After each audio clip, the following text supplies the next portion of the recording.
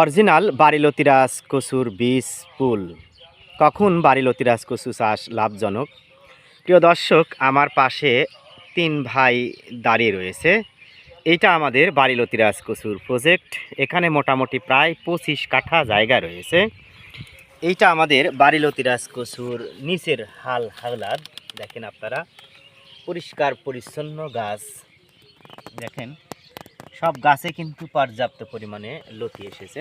তো যাই হোক, আমরা তাদের সাথে কথা বলে আসি। আসসালামু আলাইকুম ভাই। ওয়ালাইকুম আসসালাম। আপনার নামটা কি? মোহাম্মদ আবুল হাশেম। কোথায় থেকে আসছেন? আমি বড়াইগ্রাম থানা রাজাপুর অর্জুনপুর গ্রাম থেকে আসছি। আমরা আরেকজনের সাথে একটু কথা সেরে আছি। আপনার নাম? আমার নাম নিরঞ্জন বিশ্বাস। আপনি কোথায় থেকে আসছেন? আমি টাঙ্গাইল নাগরপুর থেকে আসছি। আপনার ঠিকানা ওখানে? আপনি?